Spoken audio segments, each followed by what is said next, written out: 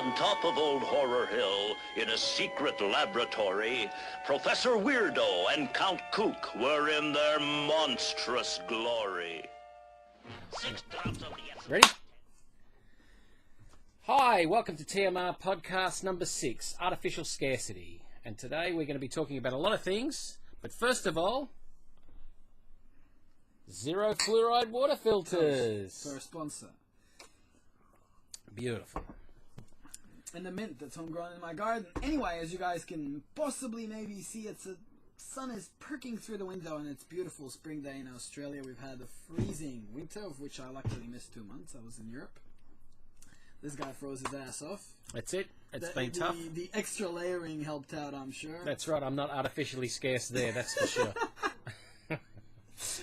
Alright, well, today is, in a sense, a topic of all topics. It's kind of like the elephant in the room. I think artificial scarcity, I'm going to read out a definition that's written in Wikipedia, and it's not going to be something that makes sense to most people, but we're going to bring it around, and you're going to realize that it's something present in your everyday life, and something if most people understood, the world would be almost instantaneously a better place. Anyhow, artificial scarcity is defined this way. Artificial scarcity describes the scarcity of items, even though the technology and the production capacity exists to create an abundance. The term is aptly applied to non-rival resources, i.e. those that do not diminish due to one person's use. Although there are other resources that could be categorized as artificially scarce, the most common causes are monopoly pricing structures, such as those enabled by intellectual property rights or by fixed costs in a particular marketplace. Well, I think we're going to have a slide, perhaps with most common examples in people's lives of artificial scarcity. All you need to do is go drive down the highway, and you're going to see things like, oh, the old new KFC pie, limited time only. Mm.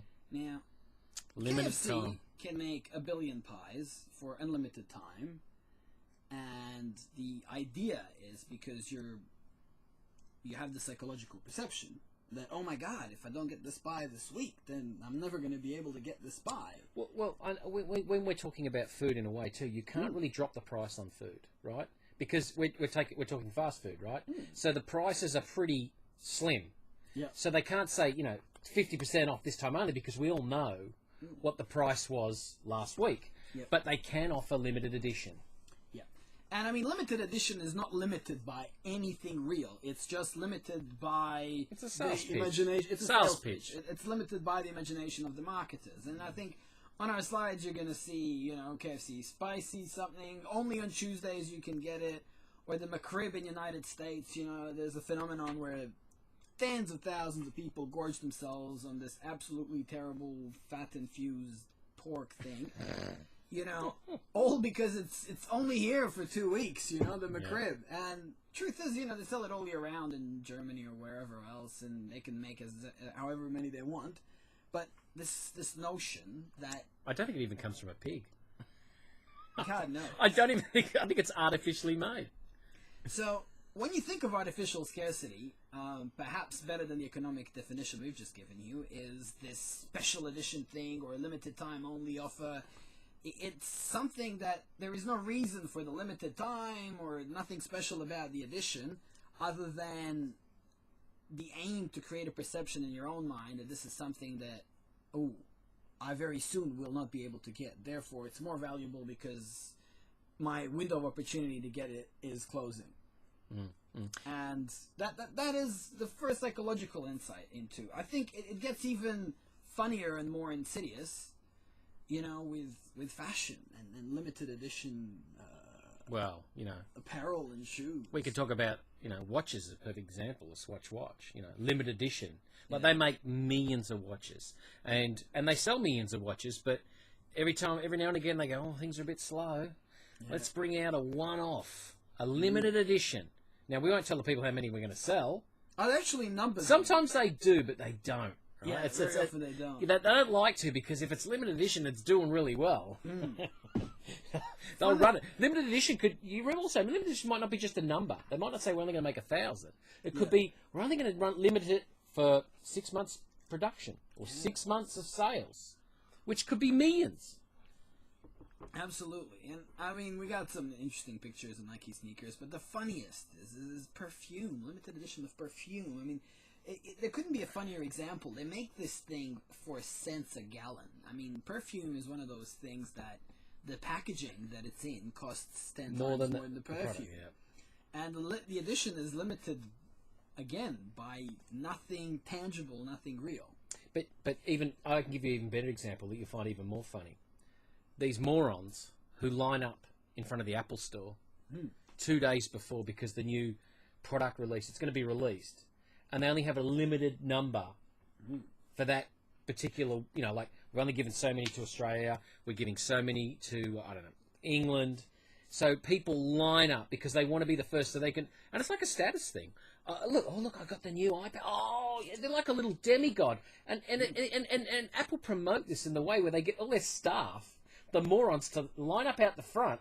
You walk down that carpet and everyone's clapping and you're high-fiving. So just for a split second in time, you're a celebrity because you've waited outside for 3 days in the rain to get this iPad. Then you walk in the door, right? You've got your iPad. People, and you're walking out. People don't even know who the hell you were. It's a neat mental trick. You just randomly brought up something that possibly one of the first times I experienced this. This is about, I don't know, 6-7 years ago. I was a bit of a socialite, for want of a better word, and we're going to this club, and we. Social. No. It's one of those clubs where you got to get your name on the list, right? Yeah, social fairy. And there is this, big bouncer and a pretty girl there, and, we're going like, yeah, our names are on the list. Yeah, that's me, and that's me. And they said, like, okay, just wait out here. I'm like, why am I waiting? Why am I waiting? He's like, can we come in? And he's like, we're working on it. They were, like, working on what? Anyway, people, I'm just standing there bewildered, right? And people arrive right behind us, and then they open the thing and let us in. And then the club is nearly empty inside. It's still kind of early in the night, but the perception is they got to keep the queue outside. It's got to look like, if it's a fancy club, the other people have to perceive it like, oh, people are lining up to get in. And what they were working on is nothing. They were working on... Well, they're not working on numbers in the club because there wasn't anyone in there. They're not working on the fire code. I mean, we got how many people are allowed in there full stop. But yeah, that's right. They're waiting on somebody to rock up so they can keep a line outside, and the club looks, oh. This is the whole idea of the velvet fence out the front and the carpet out the front. It's all to make it look special and inclusive. And, and your name on the list is another way of saying that you're better than Joe Blogg, who walks off the street. I think, since the topic is artificial scarcity, I think it's possibly the neatest psychological trick to make something appear valuable. Of course. And I heard a funny story. This is like a historical tale. I think it was Dan Carlin's history podcast or one of those. The Arab traders used to come to Europe, and they'd sell pepper. And pepper grows on a plant. You grow it by the hundreds of kilos. But they were saying, this thing is so valuable. We have so little of it, and they were carrying it in little special satchels and said, our special servants climb mountains and hills, and they have to fight eagles to get this rare thing that only grows between the rocks. And so the Europeans had this perception that pepper was something rare, and they were selling it for thousands of times the value of pepper because, Arabs who were traders, for generations, wrapped their head around this concept, artificial scarcity. We need to appear it that as if the stuff we're selling is exclusive and rare. Yep. And I think that, that's at the core. And we took, I think, the examples of fashion, of seeds, of clubs, and fast food. But we're going to get into some, more serious topic. And perhaps one of the insidious things going on today is we have this artificial scarcity of seeds.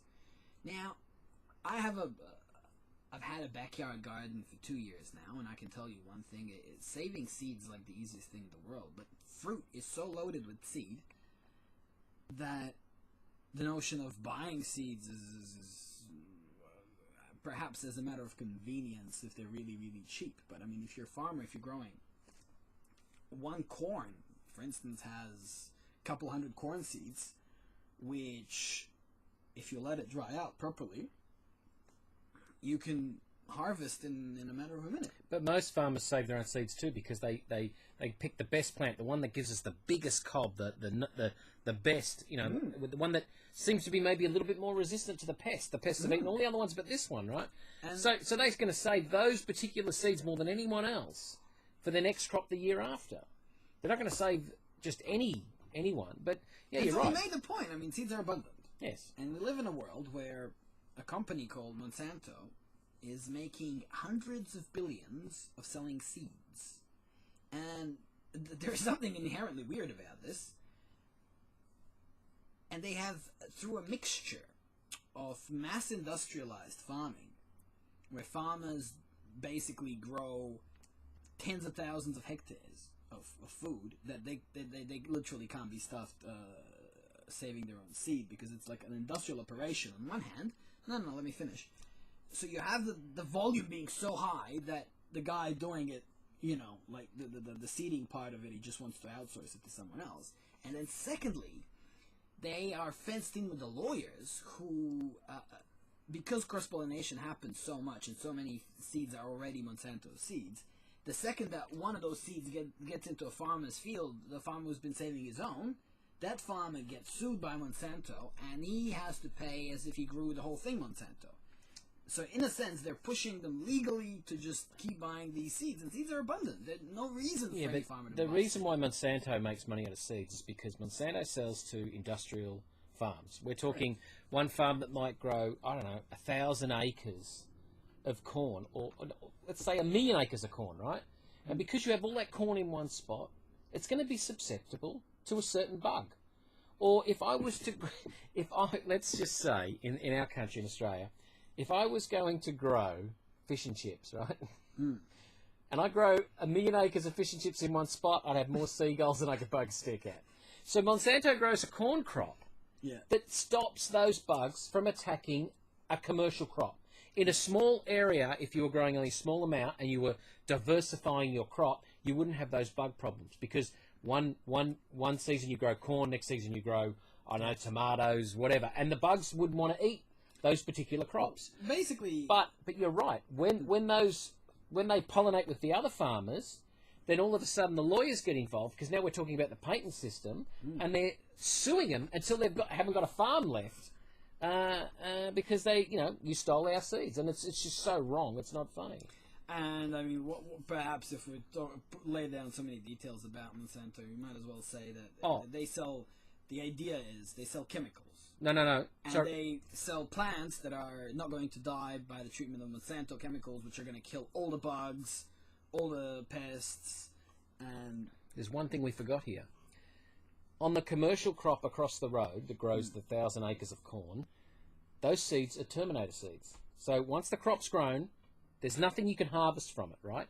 But the farmer across the road, who's been cross-pollinated, he doesn't know this, right? But he's cross-pollinated. He grows this GM Roundup-ready corn so the bugs don't eat it. But now his plants are now terminated. So now he can't even save the seeds from his own crop to grow next year. Now, where's he going to buy seeds from? He's got to buy them from Monsanto. But they've basically their business model is killing anyone who saves seeds. And seeds, we repeat, seed grows so abundantly that there's virtually too much of it. I mean, the plants that we have in spots where we grow tomatoes just start popping up anyway, because just one drops off and one had 30 seeds in it, and those get scattered, and I'm having tomatoes pop out all over the place, as well as pumpkins, as well as various things. Seeds are so abundant, it's usually a problem to stop all the seeds coming in from everywhere. Now, I think our next point is going to be artificial scarcity of water. And this is where sort of capitalism or corporatism gets involved.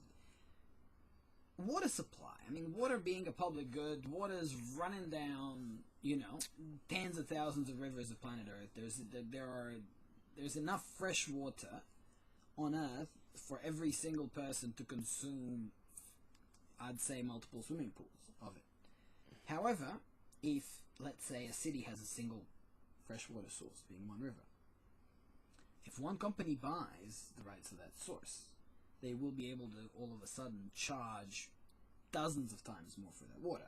Because in a free market open system, the only people they're competing against are people that would have to ship in water with trucks from hundreds of kilometers away, and the costs of that are astronomical, and the profit margins on the people selling something that's practically on tap are massive. But what we've seen in other countries too is not only does the city borrows money from, let's say, the World Bank, and then they spend the money, obviously, because that's what governments do, and they have to repay, and they don't have the tax income to pay it. So then the IMF or the World Bank force them to sell assets, and assets like water assets. They sell them to IMF. IMF then sell them to a private company. The private company puts the price of water up, but then people can still capture the rain in the sky. So then the government, because they've got no money, and now they don't have the water assets, now they license. So anyone who catches, because the water is the property of the government, it's not God's water. So now if you've got a dam on your property, or you've got a tank and you're collecting the water off the roof of your house, now you've got to have a license or a permit from the government to capture that water.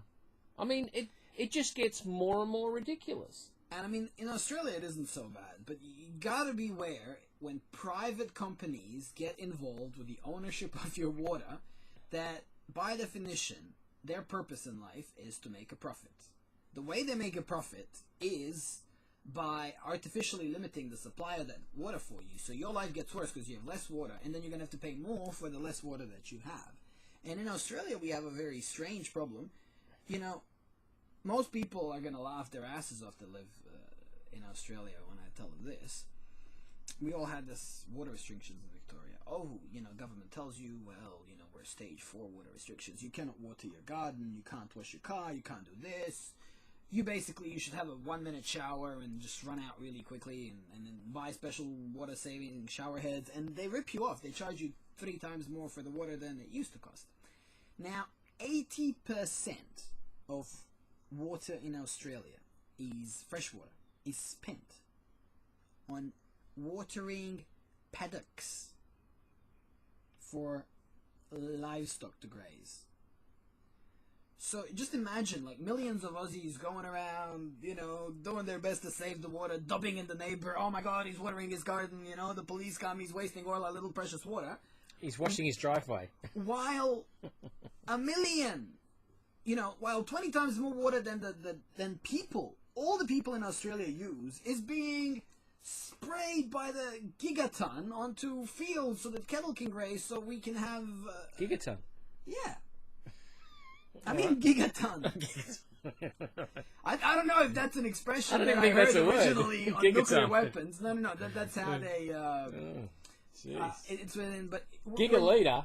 Gigaliter, yeah. Gigaton, I've never heard of it. Water weighs. Okay, water has a weight and a volume, okay? You could say a kilo of water, and technically it's not wrong. All right. Thank you very much. So, the idea is, if something that is abundant, like seeds, like water, like food, like... it should cost next to nothing because it is abundant. And if it costs something, it's a deliberate ploy of people trying to rip you off. So, well, we go back to food just for a second. Sure. We know, and we know that in 1972, with the way agriculture was, we could feed the world, right? With the amount of agriculture output, we could in 1972. Don't ask me what the population was, but with the way we'd set up agriculture then, we could feed the world 15 times over. Yep. And a lot of people go, well, why are there? We've got poor people in Ethiopia that can't, that are got no food and they're hungry. They're dying of hunger around the world, and the poor people can't eat. It's all because of money. They don't have money, and it doesn't matter what Monsanto or companies like Monsanto grow these huge, grow huge tomatoes and corn in the desert that needs so little water. These seeds are going to become expensive. So what third world nation can afford to buy the seeds with the Terminator seeds, so they can't just keep regrowing it and keep regrowing that crop to save themselves? And we already know in India, we're talking thousands of people a year, farmers, are killing themselves because of Monsanto. Yeah, I think I'm gonna. I've kind of got a call from work. We're not gonna stop the camera. We're gonna cut it and resume in 1 minute. Water, and then you moved back to Monsanto. And Just the last quickly. thing you said was It was about how they could manufacture enough food in 72. And we talked about... We already got past that, so we've moved on from that. Let's hit a new subject. Let's go straight back into a new one. Well, our next aspect of artificial scarcity is drugs. I mean, the reason that people go out and pay $300 a gram of cocaine isn't because the coca leaves are rare or scarce or grow on tops of mountains. In South America, it's the most abundant plant you can think of. It's like grass in this country. And with drugs being illegal, which means that normal people can't make them in quantities that they need, but people still want to use drugs, it opens up a black market. Yep. Artificial scarcities open up black markets, which exist because something is required, the supply is artificially low. The supply would be abundant globally, but the supply is low because people aren't willing to take the risks, because the drug is illegal, and income criminals, gangs, drug dealers in general who are willing to take this risk. And all of a sudden, this desire of a certain class of people to acquire these illegal drugs is what funds and funnels a great proportion of the crime we have in the West. Yeah, but you can It's see drug-related. with the drug related, when we have drug dealers or drug gangs killing and maiming other drug gangs, it's because they're bringing in an oversupply into an area, gang's area. So you got one gang selling to a certain limited amount of people who take those drugs. Another gang comes and moves in and takes their customers. Now you have an oversupply. Really, what would happen there in a free market is those drugs would become cheap as competitors come in. Yeah. But guess what? You don't want your competitor. This is illegal. You're going to shake them down. Then and they that's shoot why each other, and then the price goes even higher. That's right. So, I think it's in both their interests to occasionally shoot each other up. And steal one another's drugs. So, you're talking about a really good example of artificial scarcity there. And it makes no sense. I mean, if drugs were legal... But what's the price of marijuana in Holland, where it's legal to grow it, it's legal to smoke I'd say it? it's slightly more expensive than cigarettes, from what I know. I don't even think it's that, because anyone can grow it. It's not tobacco is a product that's a little bit you have to have taxed. the right. No, forget the tax side of it. But you really need to be in the right place. You need the right weather, there's so many things you need to grow tobacco, and if you're growing in a certain amount of quantity, you need to be spraying it with certain chemicals. I don't know much about it. I know a little bit because I've done work in those areas. But with marijuana in our country, it's a weed. This thing can grow anywhere. You just throw it in the ground. You don't even have to look at it. It'll grow. So we're talking about a crop that's so easy to grow that needs so little, where tobacco obviously would require more with chemicals and the right weather and conditions. And I mean, the notion that a plant can be criminalized, I mean, it's a plant. You see, it's like me randomly deciding, to criminalize potatoes. It makes no... This plant has been around for millions of years before human beings. It's something that's a product of the earth. There is no, how can someone come up with a law to say that no, this plant is illegal? Well, I know we're getting a bit off topic here, but a lot of guys I know smoke marijuana, don't really have jobs, and being a capitalist system, if you ain't working in the system and you're smoking drugs, we probably should ban it. Yeah, I presume it's got a little bit to do with that. You're not a consumer. Get out. It's I mean, we're going to talk about the incentives against scarcity towards the end, but I think we're going to hit the next topic, which is artificial scarcity due to patents. And I mean, I'd like to kick this thing off with one example. Okay, we've all been celebrating, starting with Al Gore, a hybrid car, Prius. Prius is a car that has, dual motion with a petroleum engine and an electric motor, and it saves energy from the batteries, and it does a bunch of intelligent, inventive stuff. However, a Prius has 2,000 patents. Now, anyone in the world, anyone trying to make a hybrid car is going to have to pay Toyota off in the millions.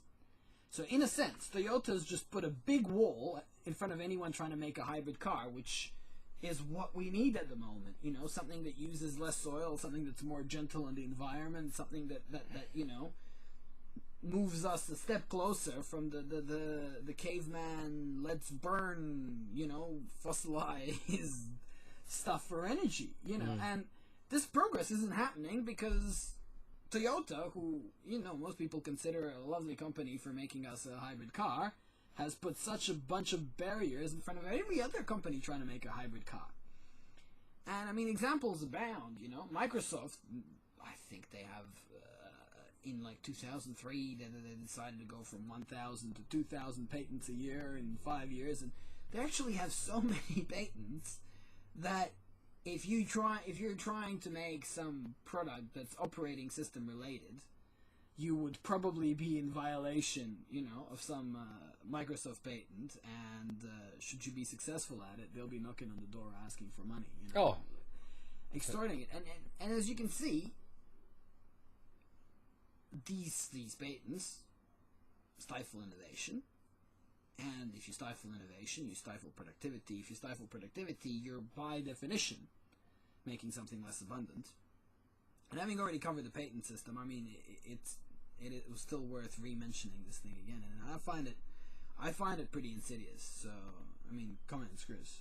Well, I totally agree. I mean, you're going to put all those patents up there, and then now you can have a team of lawyers, because you're Microsoft and you've got plenty of money.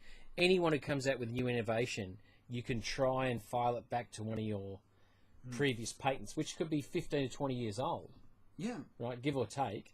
And patents aren't, they're not for just one particular thing. They can be very vague of an area and say, you know, we were looking in that area there, you know, that, look, I'm not a computer person, but we can make it pretty vague where we're looking. So if you enter, let's say, I don't know, the biggest thing is speech recognition software right now. That's the big money spinner for phones and companies. So if you have a lot of patents in that area, anyone who comes anywhere near it, you can start pretty much extorting them for money. Yeah, that's right.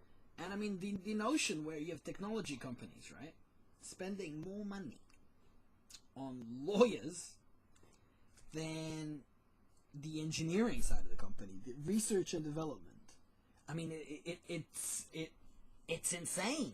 Like, it makes no freaking sense. It's kind of like, I mean, you don't see anything with a natural reference frame. You don't see a giraffe, instead of, you know, going about eating grass and finding other giraffes to have fun with, or whatever the hell giraffes do. You don't see them filling paperwork for half their day, while it only for half they could be a giraffe. I mean, the purpose of a technology company is to produce technology and sell it to the world. But it has this notion that with this profit maximization, they make more money if their product is more exclusive, if less people can make it, and therefore it pays for them to limit the supply of their product in such a way that other people can't make anything similar. And well, that's how they achieve it. They use the patent system to achieve artificial scarcity of their product. Well, we also know too, and I'm not going to. I know I'm jumping a little bit off the patent thing because it's not. It's something I know a little bit about. But when we talk about, I know this injection molding, right? We build a die. Now it costs a bit of money to make a die, right? But if you're chomping out 1 million pieces out of that die, those pieces that you make are going to be so cheap because the material that you use to put in it. Now, if I use an example like Lego, right? Now everyone's got Lego, and everyone's played with it. This stuff is super cheap, but every now and again Lego come out with a limited edition this, limited edition that, new this, new that, right? They're using dyes and injection and bits of plastic that are like, I think you calculate them in like 0.000 cents to make. You know, wow. I mean, you know, that's what I'm talking about. And this Lego stuff that they're building and you're putting together with the same blocks could be $100 toy for a kid.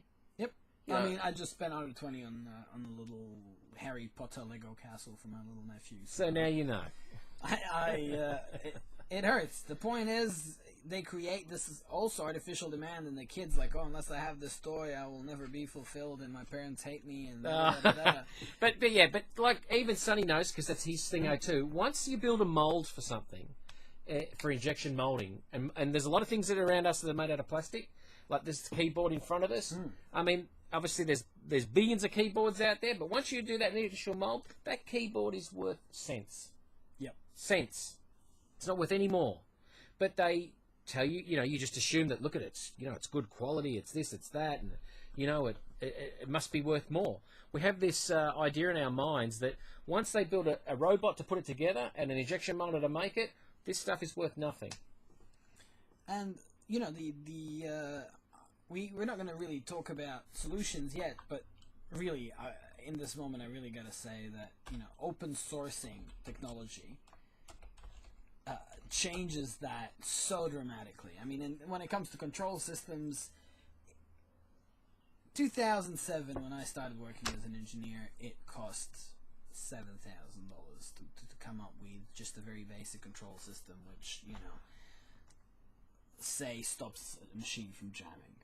When it draws too much current, it reverses, moves forward, reverses, moves forward. And then a mechanism that just does that tells the motor forward, backward, when it's jammed, cost us $7,000. Seems very basic programming. Now, today, and frankly, I've learned over the last 7 months how to make one myself, and it would cost me, if I buy goods from China, like the Chinese copies of open source products, maybe 20 hours and $80 to do the same.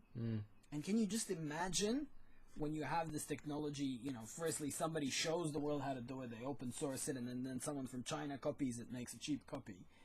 How quickly? I mean, we're talking 6 years. What the actual value of the $6,000 thing was. In 6 years, the world has taken it from $6,000 to, Yeah, but isn't it maybe $200-300 if you factor in time. But isn't it amazing how China see a product and they go, gee, that's a really good product. We think that everyone would want that. Let's mass produce it. We know what it costs to mass produce. It costs pennies in the dollar. And we can still make a huge margin at the other end on turning it over. Now, I'm sure if China could get away with it, they'd go building Ferraris on a production line tomorrow. And Ferrari... I don't think, there's certain... That's when it comes into laws and patents. You've got patents, number one, and you've got laws. So even if they made a billion... let's say they made 1 million Ferraris tomorrow, right? And we'll go, yeah, we want a Ferrari, and it only costs $10,000. No, but Chris, I've got to interject. Here's the thing: open source makes a world of difference, because open source gives the Chinese the exact schematic, the exact dimensions, the exact everything of the original product, and then they can put out an exact copy. I mean, I'm not going to bring it over, but this is the original one. And this is, for instance, an Arduino Mega. This is what I was talking about. Like, this thing runs control systems. This is made in Italy. This is the original one. It's cost me $65, about 70-something delivered. Now, with virtually identical components, you couldn't tell the difference other than the font. The Chinese one I paid $14 for. Why do I buy the original one? Because I want to support the company. And I keep buying their products because they're the ones who are innovating, releasing it into the world. And then the Chinese are copying that, and we have high quality copies. If the Chinese copied the Ferrari tomorrow, it would be one shitty Ferrari. Like, maybe in 10 years of refining their shitty Ferrari, they'd make a good one. Whereas if it's open source, if the schematics are released, they can make a good Arduino from the first try. And that's the difference between, just copying a product that you see from what you see and having a product open source. It's designed to be copied. And I mean, the idea is exactly the antidote to artificial scarcity, because these people say, well, if you have the designs, anyone can make it. Yeah, but if anyone can make it, then you have the real price reflected in the market. But the great thing is, too, like, you're supporting them. And not only that, you're adding your software to it, and then you're open sourcing that. And then someone's grabbing your software and go, well, thanks for that 80 hours you've put in to do that. And I'm going to put another 10 hours in, making it better. Yeah.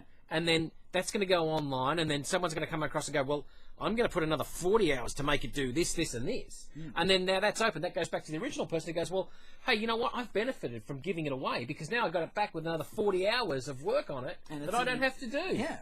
I mean, that's the great thing about open sourcing. Precisely. Now, I mean, let's see. Oh, we got like 3 big ones: diamonds, oil, and money, and they all have a lot to do with artificial scarcity. Well, diamonds, you know, they're expensive, and money's expensive. I mean, unless you're printing it, and oil. Wow, you know those oil people, they got hardly any oil left. That's why we're paying so much for I it. mean, let's talk about diamonds for a second. I mean, we both watched this documentary that we can highly recommend. It's called Diamond Empire, and YouTube runs around deleting this thing like crazy. Yeah, so when you look for it and it's been deleted, someone will upload it again. Someone will upload it again. I mean, it's always there. It's just, I don't want to put down a link because it'll probably... They just don't want to show young women who want to get engaged what their diamond's really worth. And it was very interesting. It tells the story of the diamond cartel, and it starts with the De Beers and the Oppenheimer and, you know, the South African colonies. The original De Beers mine, so the first mine where they got a lot of diamonds, it was an alluvial plain, and they were lying around on the floor like rocks. They would get black slaves to wear a tin around their neck, and they would walk around for half a day and walk out, on average, each person with half a tin full of diamonds, market value $10 million. The point is, diamonds are abundant. The 1 carat diamond that costs, you know, $10,000, that the average upper middle class person gives their wife, you know, oh dear darling, I love you so much, I slaved for 6 months savings to give you this ring, is worth about, in real value, and if the market was open, it was worth about $100. I gave my wife a piece of coal, told her to wait. You're not serious. Chris, did you buy a diamond ring? Be honest. I told her she wanted to marry me because I'm, you know, me. I said, you go buy it yourself. Did you really? Did you buy a diamond ring? Honest. No, she went out and looked for it. She paid for it herself. Really? I know that sounds terrible, but you know. Dude, I mean, props. Back when I tell every girlfriend, and it's not a nice thing to say. You know, I say, no matter what, I may wind up being really rich, but regardless, I will never buy you a diamond if it's the last thing I do. It's out of principle. And to add to this, not only are diamonds abundant, but in the 80s, GE invented a way to manufacture diamonds. Big, giant, real diamonds. They could color them too. And they came up with an agreement with De Beers and forgot all about that. The point is, diamonds are something that... No, yeah, I think you're wrong, because they do manufacture diamonds, industrial ones. They agreed that they would never, ever sell them for non-industrial purposes. That's right. They're for industrial mining. But they've been that technology has been suppressed, and I mean you can see it in this documentary. The point is, everyone could have a massive diamond on a keychain. That's how abundant diamonds are. But through a genius piece of marketing, which was like, ooh, on your 10-year anniversary, and your 25-year anniversary, your husband does not love you unless he gets you a diamond. I mean, a lot of women believe that. Your husband is a cheapskate unless he spends, you know, the equivalent worth of 3 monthly salaries on your diamond. I mean, it is such an insidious con. It's all about how big your husband doesn't love you unless he shows you that he's a lemming, a sheep of the ultimate proportions. I mean, it's an insult to logic. However, people should know this. Diamonds are abundant, and you're being ripped off. The scarcity is manufactured. The De Beers, when you know, the wild, they call them diamond miners, were making diamonds in Africa. They were just digging them up out of the ground. De Beers would send over their men with millions of dollars to buy them on the spot so they could keep the market undersupplied, so they could keep the price high. So most of the De Beers is the #1 purchaser of diamonds in the world, not because they need diamonds. They have more diamonds than they will need for the next 5,000 years.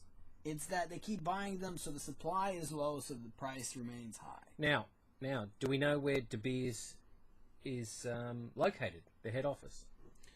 I think it's London. Why? Well, I'll tell you. Yeah, that's a pretty funny one. No, it's really funny. They're not allowed to operate in the United States because, despite the fact how corporate-friendly the United States is, De Beers is so clearly a monopoly that they violate every U.S. monopoly law. They can't even shade their way, well, kind of, sort of, we're not a monopoly. They are a monopoly. That's exactly by the definition of the word that De Beers is. And that's how the price is being kept high. Right. Now, artificial scarcity of oil. To an extent, even, I don't know, Chris, about you. I mean, I do believe in peak oil. I do believe that oil is a resource that is being depleted. Quite possibly it's regenerating at some speed, but we're consuming it way, way faster than it's regenerating. Mm-hmm. So, I'm not here saying that oil is like diamonds abundant, that we're never going to run out of oil. But what I am saying, however, is that oil companies have every incentive under the sun to produce a bit less oil than is needed in the market, to actually give you a perception that there is less than there is. Oh, they like the whole idea that we're running out because they can charge more. If there is less oil, it's worth more. But the other thing too is you wouldn't be going looking for more oil if you thought you had enough. That's not. I know. Look, don't get me wrong. I know Chris, populations expand. I'll answer that. No, I know populations expand too. But I know you wouldn't be going into shale because that's expensive extraction. If you were just pumping it straight out of the ground. Chris, here's the answer to that question. De Beers are looking for diamonds all the time. They're buying new mines and they're prospecting, and they have tons of diamonds. I mean, there's more diamonds than you need in thousands of years. Why? Let's say you are the 5 oil companies, and if you're not looking for new oil, someone else will find it and put it on the market and drive the price down. Oh, we know that they go around and they find something, then they cap it and leave it. Yeah. So they're exploring, but they're not spending much of what they're exploring. And, I mean, there are series of memos. We're going to post 1 or 2 of them. Of oil companies in America writing to each other, going, yeah, we're going to buy up all the small refineries. They were literally buying up small refineries and shutting down refineries, reducing the refinery capacity, because if the refinery capacity goes down, the United States by default can produce less oil. And if they produce less, the price goes up and they sell it for more. And, I mean, it's a documentedly proven thing that they've been reducing the refinery capacity in America. I mean, that's a fact. Well, that's how to push prices up, for sure. And so, I really, I did a video some months ago called How Much Oil There Is in the World. I mean, and then the conclusion was really, it's impossible to know for the following reasons. But I am exceedingly confident, I can't be certain, but I'm exceedingly confident that the estimates of oil that you're going to be given by OPEC, or you're going to read in Wikipedia, or that are going to be written in congressional reports, are smaller considerably than the amount of oil that there really is. There have been reports again and again and again of the Alaskan North Slope, of very many different oil discoveries that make the paper for 5 minutes and all of a sudden nobody hears about them again. So there is more oil than most people think there is, and the reason why is because it's being kept. The scarcity of oil is exaggerated, and it's exaggerated because the price goes up. And it's in the interest of oil companies to keep doing that. You also look at it from the other point of view, is that the first diesel engine was made by, I can't remember his name, someone Diesel, German guy. And he made it to run on plant oil, not on petroleum-based oil, on plant oil. And we all know that, we can grow certain plants, whether it be sunflowers or olives or corn, hemp. No, we're talking about plants that produce oil, not ones that can be converted through that way. But so corn, forget about corn, that's ethanol. But oil plants, so we know it's renewable because we can grow mustard seed or canola and produce oil to run those particular things. But the price to grow those crops and to manufacture into a product to use in our car is a lot more expensive than the oil that gets pumped out of the ground. So, there you go. Oh, and we're down on the artificial scarcity of money. Now, last night I went to this, Chris, I don't know, I imagine you've been once or twice, Truth Cinema? No. It's a group in Melbourne that does meetups where they watch, you know, sort of consciously aware movies. Do they wear tinfoil hats? We're watching, yeah, typically, you know, lots of people. Chant 9/11 a lot. 9/11, inside job. Yeah. But, we watched a documentary, something about, you know, Jekyll Island, and it was basically about the history of the Federal Reserve, of central banking, history of banking. I know a bit about this. And they went through the past the documentary went through past like 5 major depressions, and all of them, every single one, was caused by a shrinking of the money supply. Well, you know, from 1.7 trillion to 1.3 trillion, you know, or from 3 billion to, and they went through every single one of them, and in every single case, money was certificates printed by the banks. Sometimes it was tied to gold, but either way, these banks had printed, in a sense, their gold reserves went up while the number of certificates in the market for those same gold reserves went down. It was an artificially manipulated lowering of the money supply. And when you have this perception that there is less money in the market, it's harder to make money. If it's harder to make money, then you stop paying wages, you start shutting down businesses. If businesses shut down, the businesses who supplied the businesses that shut down start shutting down, and it's a chain, and the money's scarce. People go to banks to get their money. And even though the banks now are we're always leveraged 9-10 to 1, meaning that they borrow out 10 times more than they have. All it takes is 10% of their customers asking for their money, and then the banks crash. So the very simple act of shrinking the money supply, which is completely artificially invented by banks to begin with, creates a massive financial meltdown. Mm-hmm. And after every single one of them, essentially the money trust, as they call it, I mean, the bankers, the financiers, the investors, the big company owners, all after the depression, within 5 years later, they're much richer than they were before. Because why? So many of small businesses crash, competitive firms crash, and you can buy them all up for pennies on the dollar. Well, who's buying them up for pennies on the dollar? The guys that had the most money to begin with. The banks. The banks and the and major friends and friends. Friends of the banks, big corporations. Yeah, that's right. So they buy up your business that you've worked, or your property that you've had to sell because you've got no money, you've been left out in the lurch. So they buy that up. So just imagine, okay, before there's a Great Depression happening. And I mean, they say in their excuse in history, we lost money too. But wait a second. You have $1 billion in the bank, and you lose half of it. But the asset values across the industry, land becomes 10 times cheaper. Companies that produce certain things become 10 times cheaper. So all of a sudden, that $5 million, where it looks like you lost 50% of your money, can buy 5 times more than your $1 billion could before the depression. That's because right. all the asset values go down to close to zero, and the money you're left with can buy up so much more than the money you had before. Even though on paper it looks like you lost money. And then while you're spending that money, you're putting money back into circulation. Yes. And then you're creating a boom again. Yeah. And it's fantastic. I mean, people need to realize that today we live in a world that's dominated by fractional reserve banking, which means money is legal tendered. Money is not a certificate for any good. Money is not backed by land, or gold, or silver, or clouds. It's backed by a promise. Clouds. No, there is nothing backing the money, in other words. Money is something so artificial, and interest on that money is also something so artificial. It's a rate that a bunch of bankers sit down and set at the end of the month. And if you have too much money, inflation, it's because they, by typing in some numbers in a computer, created too much. If you have too little, it's because they created too little.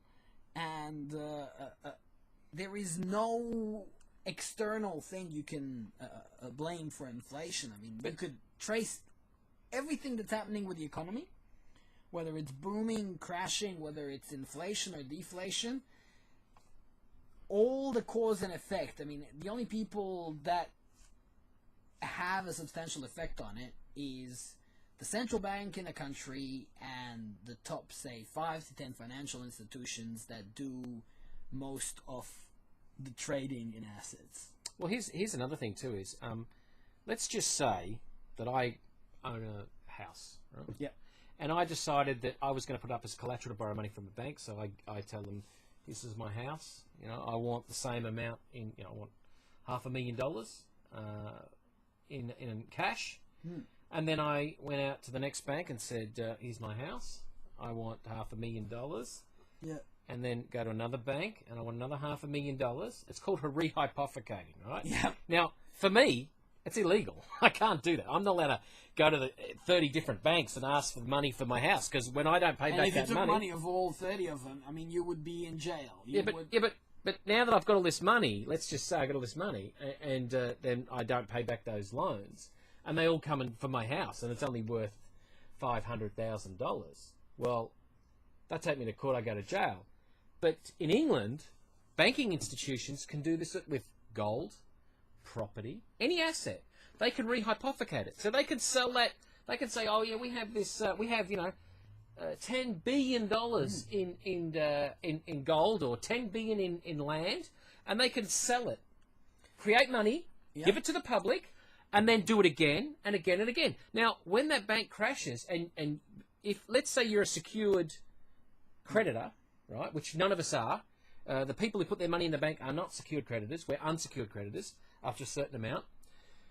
But when we come to collect, and we say, but hey, wait a minute, we put our house up, we put this up, where's our money?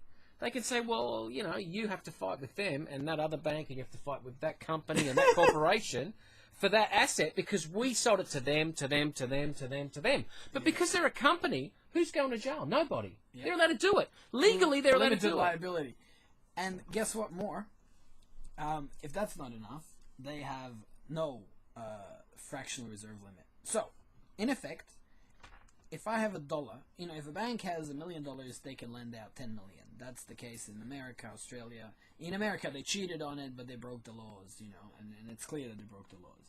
In Australia, I think banks are relatively tight around it. So, if Commonwealth Bank was to have 10 billion in assets, they could loan out 100 billion, so 10 times as much. The only problem is, in London, there's no limit. So it's equivalent to me.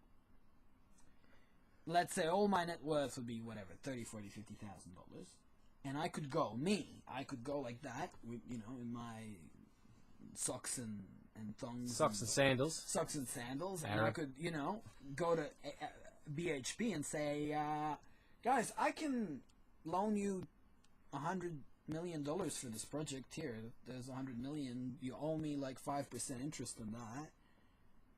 And by the time they paid that, they extinguished their debt, I'd make $5 million a year on the interest. I'd probably make like 30, 40 million without having anything. You know, like a guy without assets, like a bank without assets, can make such massive loans and earn interest on those loans. How do you become a bank? I mean, I think that's a license. That's a license from the government. That license from the government. I mean, it's a license. It's a privilege. To steal. It's a license to steal. It's a license to siphon money. And I mean, when you have fractional reserve, it's theft. And when you have no limit, no reserve limit, it's theft unlimited. I mean, in a sense, banks in England steal more than any gang of criminals that you've ever heard of ever did. But see, history. I mean, really, when you want to find out, let's just say we want to know how much money's in supply, right? How many English pounds are out there in supply? Now the government could do an audit, I suppose, of some sort, but then they can't, because you don't know how much money's been written out of that checkbook. You don't know how many checks are in that checkbook. You don't know that. You can look at a computer file, you can look at books, you can go through auditing, but you're never going to see the checkbook that no one gets to see. And you know, it's like saying, let's say you're a king, right? And I'm your friend, and everyone knows that I'm, you know, we're mates and stuff. Now, what about if I start writing out and handing out checks to people and go, yeah, king's mate. Take my word for it. You know, I wouldn't do the wrong thing by you. It's got the king's name on this checkbook, so, you know. Now, let's say I had no assets. But people believe that I have assets because I'm friends with the king. I'm writing them out in the king's name. Yep. Now, that might work for a long time. Might make a lot of money. But, geez, I tell you what, don't start coming to collect. Yep. Because the king's going to do one or two things. He's going to make a runner, or they're going to hang both of us. Yeah. Anyway. Well, I think we've kind of hit 8 topics, people. We gave you 8 examples: fast food, fashion, seeds, water, criminalization of drugs, artificial scarcity of patents, diamonds, oil, and money. These things are central to human civilization. Seeds, oil, food, patents. Diamonds. In the West they are, my friend. In the West they are. You can't get married with that one. And now we're going to talk about, some of the more systemic problems and some of the solutions. I think one thing people got to watch out for is the privatization of abundant things that are common, like China buying vast swaths of land. This continent we live on is so huge. We're bigger than Europe. And even though not a single Australian feels the consequences of a foreign nation coming down here and buying lots of land, it could come back to bite us. If private companies can own your water, if private companies can own your electricity, it's very likely that sometime down the track in the future, you are going to be paying extortionate prices for things that are way more abundant. Energy is something that, at the end of the day, is infinite. Human technology has some limits in terms of how much of that infinite we're able to extract. And there has been historical cases and cases and cases of our ability to extract energy from various sources being suppressed, because the idea is if there is a simple technology that can be replicated all around the world for producing abundant energy, then companies that make oil would no longer make trillions of dollars. Mm-hmm. Companies that build nuclear power stations would go out of business, and too many big businesses would suffer. And since they're the ones in command of that technology, no single player wants to be the one that destroys the entire industry, because in effect, most likely their life would be in danger. Well, it's too disruptive. It's too big. Well, also, they've got to. They don't like competition. No business likes competition, and also any new technology that might interfere with their business model is also a huge threat. So the lesson for the people is, if your resources that you depend on, food and energy, should be communally owned, if at all possible. In Germany, I've spent 10 days in Germany in August, and I'll tell you what, there's windmills every 10 meters and solar panels on every roof, and apparently 50% of the energy that Germans spend is communally owned. So the neighborhood gets together, pools some money, builds wind farms and solar farms, and then gets the energy. They own their own production. So it's kind of like it's the capitalist solution to the ultimate socialist dream, which is, we gotta take over the means of production. And I get the visualization of people storming factories and going, yeah, now we own this shit. No, like, make your own.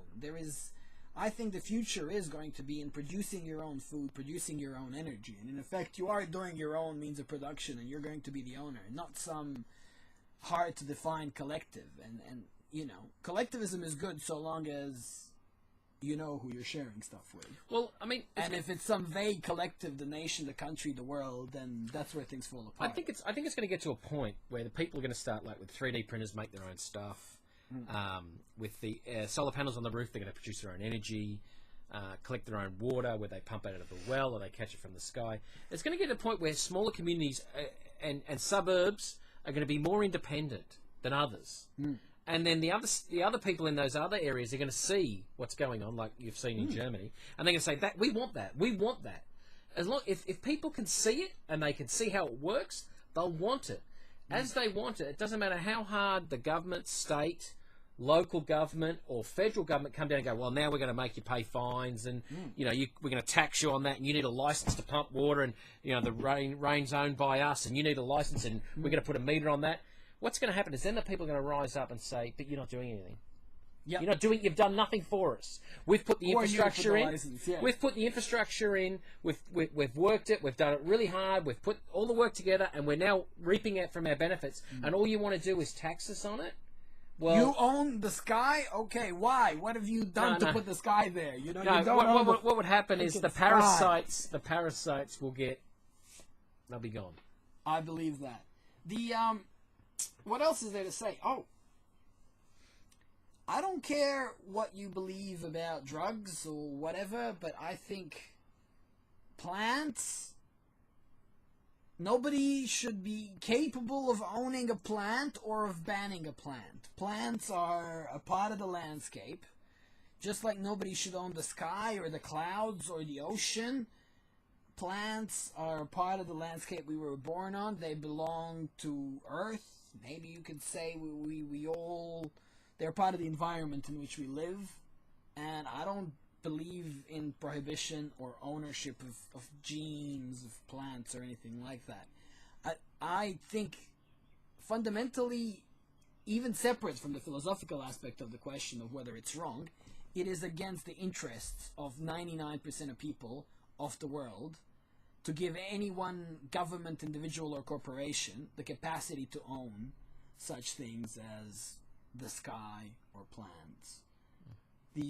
They are not ownable. They come before we rocked up here. And then we have a very odd law here in Australia, which I know over in Europe they don't have, and I'm not sure about America so much, but I definitely know Europe, and that is that no one can own a beach in Australia.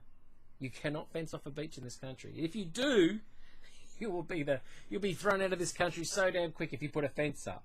All beaches are open access. There are some beaches that are closed, but they're closed because the military use them for military stuff. But other than that, all the beaches in Australia, you cannot fence them. You cannot restrict people from entering or not entering them. So I find that that's just the way it should be. I agree. I think private property should be. It's a good thing, but it should be limited to the land you live on, and potentially the land you need to produce the fruits of your labor. But I mean, you live in a world today where some dude can go and buy Madagascar, house by house, get a team of lawyers, and next thing you know, well, you see the 10 million of you out there, African people, you're trespassing. I'll have you shot unless you go. And then they'll be like, what? How can you own something like that? It's a bit of a tangent, but I think it's worth saying. There are things that are in everyone's interest that should be outside the sphere of anyone's ownership. Start pulling those fences down. Yeah. I think one thing worth mentioning that people should be skeptical about is licenses.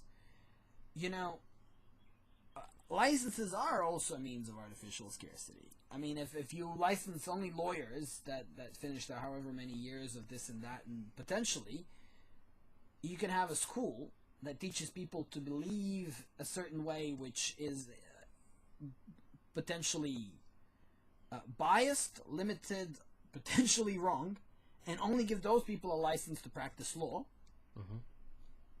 You could run into a problem. I mean, why not somebody who's intelligent and articulate can have a logical, rational argument? Why can't someone like that just represent you in court? You have perhaps another example of licensing going wrong is psychiatry. I mean, we're all human beings. We have 24/7 experience of being human and interacting with humans, and I guess we have some idea of what's normal and what's not normal. And we live in a world where only somebody who finished, 10 years of school of psychiatry, which is created and funded by pharmaceutical companies, only such a person is an authority for what's normal. But who's he to judge? But that's my point. He's the one who has a certificate that says only my opinion on who's normal counts. And this license enables me to charge you X amount of dollars. So, what we're trying to say, people, here, be wary of licenses. I mean, of course you want the guy who's building your house, you want to guarantee that he has experience in building houses, he knows what it takes to build one, and then some type of a qualification is a good thing. But that's a different type of license. That's a license that anyone can get, right? It requires you to have a certain amount of knowledge. But these other licenses of restriction. Yeah. And, I mean, we can even go to a taxi driver. In this country, you can't just become a taxi driver. You have to get a license. Those licenses are like between $200,000 and $300,000 licenses. Wow. They're expensive, right? And these people that have them, that's like their retirement fund, you know? And they get the guys who drive the cars who have, man, they shouldn't even have a license to drive a car, but they're driving a taxi with people in it. You know, they're reaping a lot of money from those licenses because they're charging them out every day.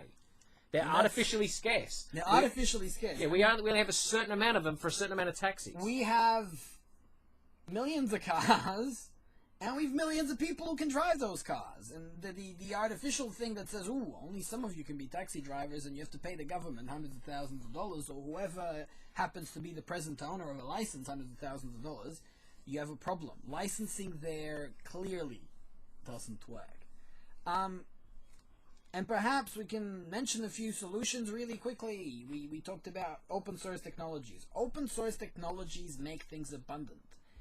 And the idea, the next step of human evolution, of progress of our society would be that we make the needs that we depend on, food, shelter, energy, like electricity, fresh water, we make those abundant. We make those so abundant that they cost next to nothing. You shouldn't have to pay to live on this planet. Absolutely. I think that, you know what?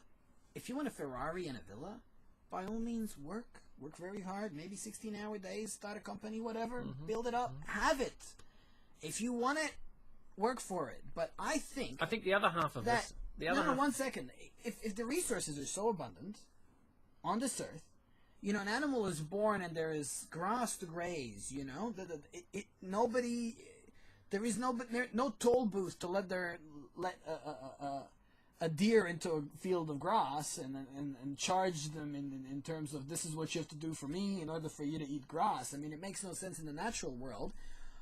I think, you know, some humans are going to choose not to better themselves, not to engage in economic activity, but I think regardless, you have a right to live.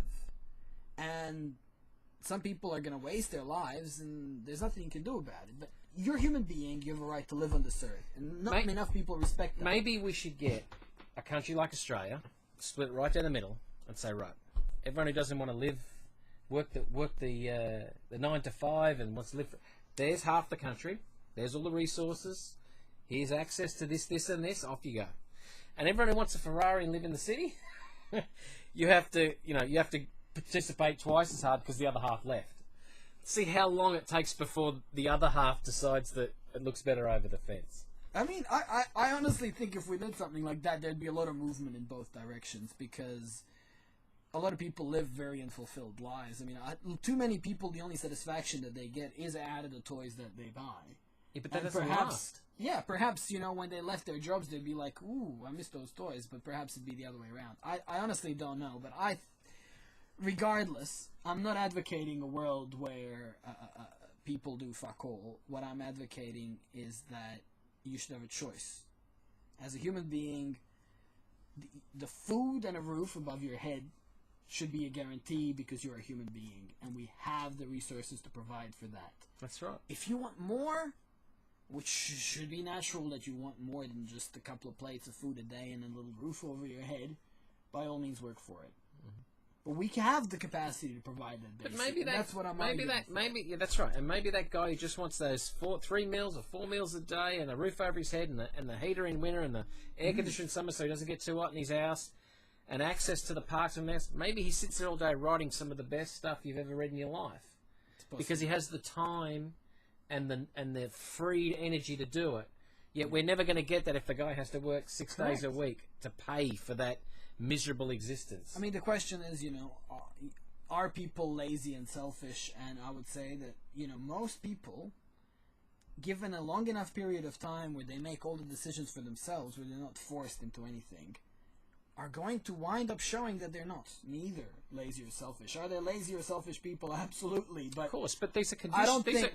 I think these are people that have been conditioned. Well, you put all those people in one area. They just live off one another. You start mixing them up, putting them in different places in society where people work, where people have families and kids. You'll find that their whole existence will change. Look, I'm 42 years old, and I've noticed that people of the same thinking end up being friends, or they get together and they, like people on a downward slope, they bring one another down, right? If you put those people in a totally different environment, people, they would be the way they are, but they would change. They have to adapt. They have to adapt. Norms. I'm not saying that someone from the western suburbs, the lower economic, would if I put him in the in a upper middle class suburb, he would change his ways. I can tell you right now. It's like And I've had many conversations with people, and when I bring up everybody has a right to live, and they go communist, socialist, or whatever, and it's funny because honestly, if I can, for instance, going through a fancy university and whatever, tutoring kids now and living in St. Kilda for a couple of years, I know a lot of relatively rich people that have, whose families have a couple $1 million. I have more in common with them. I get along better with them than most people out in whatever, Frankston, the lower suburbs. But the problem that most rich people have in this country that wind up voting for right-wing parties is that, just like you said before, it's not some fixed condition that people of lower classes are a certain way and richer people are a certain way. People that live just above subsistence have had most of their choices taken away, have had a subpar education, live in an environment that they imitate, that's riddled with abuse, alcoholism, drug stereotypes, and they just grow up there and they imitate it, and that gets perpetuated. And that some people would waste their lives despite opportunities, of course, but it wouldn't be the way it is. It wouldn't. That number of people would be small. Most people don't see the opportunities in the other. But just to add, like what we've gone on a massive tangent, but what I feel is wrong in the world isn't when a person invents something and then winds up making millions or tens of millions from it. The guy that invented penicillin, whatever. If he got rich, there are a lot of great men in history. Benjamin Franklin, Thomas Edison. Potentially Nikola Tesla is an exception, but a lot of great men wind up being rich because they created something exceedingly valuable for mankind. And I think those are great examples. The rich people that are doing it wrong are the financial industry parasites, the bankers that create nothing. They're living off you, They're living off you. There is no benefit in this world of high-frequency trading that just skims cents and cents of transaction until it accumulates billions. There is no benefit in this world for institutions that slice and reslice and repackage mortgages and then push them on four corners of the world until these implode. These people are siphoning off real valuable money created by individuals in society that do useful things, and such people are a problem. And individuals that accrue tens of billions. How is it that Bill Gates has a right to have, millions of times more money than a middle-class Western society person? Millions of times. He could buy countries. He's just one dude. Yeah, but see, I don't want people to think that just because you have money, you're smart. And that's a big misconception in our society that, he's got money, he must be really smart. Because if that was true, then every academic that we ever pushed out would be pretty rich. Reasonably rich, but they're not. In fact, like, I wish it was. I mean, I wish it was that way. I wish the people with money were smart, you know. I wish we live in a society that perhaps, 100 years ago, the ratio between wealth and, being an impressive human being was actually close-ish. Today, the wealthiest people are hedge fund managers. They are wealthier than professional athletes, famous authors, actors. But why? And they're leeches. That's right, because they're living off Leeches. They're living off. Yeah, that's right. They're parasites. They're living off the resources of the planet, or human resources of the planet. You and me. Yep. So I think in conclusion, we wound up talking about money and being wealthy, and we want a world where being wealthy is a consequence of doing good things for the world. And if that's what wealth, if you could have an economy, a society where those two things come together, we'll be right. And we also want to stress that as a human being, you have a right to live. And I would like to hear anyone argue that a poor child in Africa whose survival chances are 10% doesn't have a right to live because, tough titties, you didn't happen to be born in the correct economic climate for you to survive. No. That's the two things we're pushing. You have a right to live, and some of the wealth, majority of the wealth in the society, is being siphoned away by people that create nothing of value, and that's a problem. And, I think we're going to end it here, even though we've gone on a 15-minute tangent right at the end. Yeah, why not? Let's kill it. Let's kill it with a bit of... But, I think the world that you live in, the world where millions of people are exploited and you have this globalized network of corporations that are in many ways exploiting everything from human beings to nature to animal life, is in great amount a product of artificial scarcity, of these corporations creating artificial scarcity in order to extract more wealth and resources from everything and everyone else. And we've given you some really good ways that you can make the world better merely by your awareness of that artificial scarcity. Yep. And with much love, I think we say goodbye to you until our next podcast, which is going to happen inside the next 10 days. We're going to have some people talking about psychology and oppositional defiance.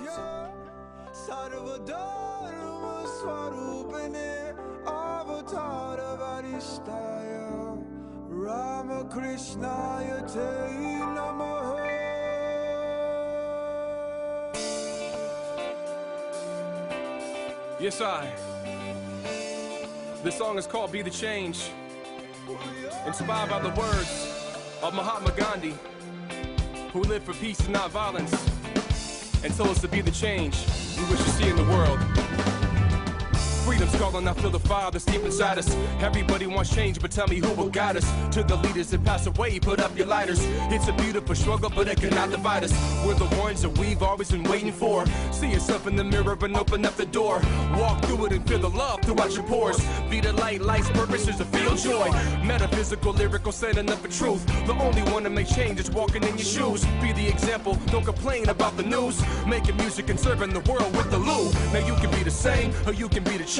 Find strength from inside, break through the chains. No one to blame, nothing to prove. You create your reality, it's up to you. Be the change that you wanna see in the world. Like Gandhi live for peace, aspire to be. Someone who fights for the beliefs like Martin Luther King. Aspire to be that love, that light, like Christ, life for the moment indeed. And if you believe in Jehovah, Allah, Buddha, Krishna, it's love to me. My soul yearns for peace in a world that's flooded with war. History's littered with body scar, trying to settle the score to maintain an archaic platform of power and greed. People fight for land out of survival and need. So I'm killing my television and I'm planting a seed to fill my head with knowledge that I'm seeing recede. Due to the media propaganda, killing my creed. Oh, what don't kill me make me stronger, feeling straight when I bleed. fighting for interest before it's attached to feet. They try to sell you anything in this world, nothing for free. Land, air, fire, and water, they keep up in the ante, while the anti-proletariats hold the powers to be. But we keep fighting, surviving, and thriving, recycling and rhyming. We constantly inclining, we see through the lying and prying. They tactically keep trying to keep you from asking the why. Be the change that you wanna see in the world, like Gandhi live for peace. Aspire to be Someone who fights for the beliefs, like Martin Luther King. Aspire to be that love, that light, like Christ, live life for the moment in need. And if you believe In Jehovah, Allah, Buddha, Krishna, it's love to me.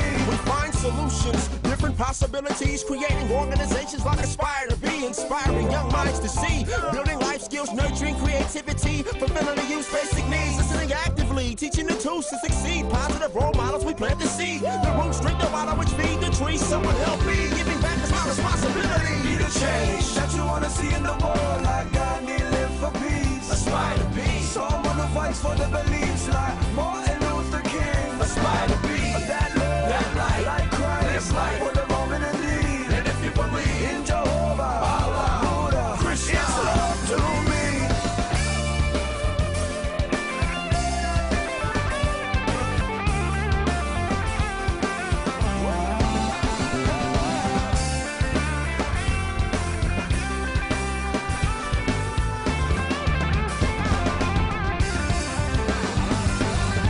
Be the change you wanna see in the world. Aspire to be Be the change you wanna see in the world. Aspire to be Be the change you wanna see in the world. Aspire to be Aspire to be Aspire to be Be the change you wanna see in the world. Aspire to be Be the change you wanna see in the world. Aspire to be Be the change you wanna see in the world. Aspire to be Aspire to be Aspire to be Aspire to be.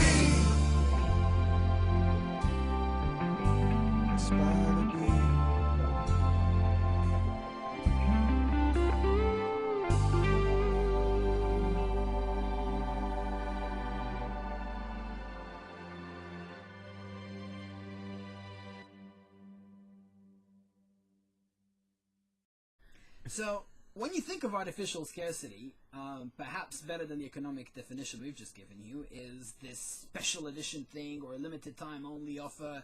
It's something that there is no reason for the limited time or nothing special about the edition other than the aim to create a perception in your own mind that this is something that, oh, I very soon will not be able to get. Therefore, it's more valuable because my window of opportunity to get it is closing. And that is the first psychological insight into. I think it gets even funnier and more insidious, you know, with fashion and limited edition Well, you know, apparel and shoes. we could talk about, you know, watches is a perfect example, a Swatch watch, you know, limited edition. Like, they make millions of watches, and they sell millions of watches, but every now and again they go, oh, things are a bit slow. Let's bring out a one-off, a limited edition. Now, we won't tell the people how many we're going to sell. Are they actually numbers? Sometimes they do, but they don't. Right? Yeah, very often they don't. They don't like to, because if it's limited edition, it's doing really well. They'll run it. Limited edition could. You also, limited edition might not be just a number. They might not say we're only going to make 1,000. It could be we're only going to limit it for 6 months production or 6 months of sales, which could be millions. Absolutely. And I mean, we got some interesting pictures of Nike sneakers, but the funniest is perfume, limited edition of perfume. I mean, there couldn't be a funnier example. They make this thing for cents a gallon. I mean, perfume is one of those things that the packaging that it's in costs 10 times more than the perfume. Product, yeah. And the edition is limited, again, property rights or by fixed costs in a particular marketplace. Well, I think we're going to have a slide, perhaps with most common examples in people's lives of artificial scarcity. All you need to do is go drive down the highway, and you're going to see things like, oh, the old new KFC pie, you know, limited time only. Now, Limited KFC time. can make 1 billion pies for unlimited time, and the idea is because you have the psychological perception that, oh my god, if I don't get this pie this week, then I'm never going to be able to get this pie. Well, when we're talking about food in a way too, you can't really drop the price on food, right? Because we're talking fast food, right? So the prices are pretty slim. Yeah. So they can't say, you know, 50% off this time only because we all know what the price was last week. Yep. But they can offer limited edition. Yeah. And I mean, limited edition is not limited by anything real. It's just limited by It's a sales pitch. imagination. It's a Sales pitch. It's limited by the imagination of the marketers. And I think on our slides you're going to see, you know, KFC spicy something. Only on Tuesdays you can get it. Or the McRib in United States, you know, there's a phenomenon where tens of thousands of people gorge themselves on this absolutely terrible fat-infused pork thing. You know, all because it's only here for 2 weeks, you know, the McRib. Yeah. And truth is, you know, they sell it all year round in Germany or wherever else, and they can make however many they want. But this notion that... I don't think it even comes from a pig. God, no. I think it's artificially made. And by nothing tangible, nothing real. But even I can give you an even better example that you'll find even more funny. These morons who line up in front of the Apple store 2 days before because the new product release, it's going to be released, and they only have a limited number for that particular, you know, like we're only giving so many to Australia, we're giving so many to, I don't know, England. So people line up because they want to be the first so they can, and it's like a status thing. Look, I got the new iPad. Oh, yeah, they're like a little demigod. And Apple promote this in the way where they get all their staff, the morons, to line up out the front. You walk down that carpet and everyone's clapping and you're high-fiving. So just for a split second in time, you're a celebrity because you've waited outside for 3 days in the rain to get this iPad. Then you walk in the door, right? You've got your iPad. People, and you're walking out, people don't even know who the hell you were. It's a neat mental trick. You just randomly brought up something that possibly one of the first times I experienced this. This is about, I don't know, 6-7 years ago. I was a bit of a socialite, for want of a better word, and we're going to this club, and we... Social. No. It's one of those clubs where you got to get your name on the list, right? Yeah, social fairy. And there is this, you know, big bouncer and a pretty girl there, and, you know, we're going like, yeah, our names are on the list. Yeah, that's me, and that's me. And they said, like, okay, just wait out here. I'm like, why am I waiting? Why am I waiting? He's like, can we come in? And he's like, we're working on it. They were like, working on what? Anyway, people, I'm just standing there bewildered, right? On top of Old Horror Hill, in a secret laboratory, Professor Weirdo and Count Kook were in their monstrous glory. 6 drops of the... Ready? Hi, welcome to TMR podcast number 6, Artificial Scarcity. And today we're going to be talking about a lot of things, but first of all, zero fluoride water filters. For a sponsor. Beautiful. And the mint that's homegrown in my garden. Anyway, as you guys can possibly maybe see, the sun is perking through the window, and it's a beautiful spring day in Australia. We've had a freezing winter, of which I luckily missed 2 months. I was in Europe. This guy froze his ass off. That's it. It's been tough. The extra layering helped out, I'm sure. That's right. I'm not artificially scarce there, that's for sure.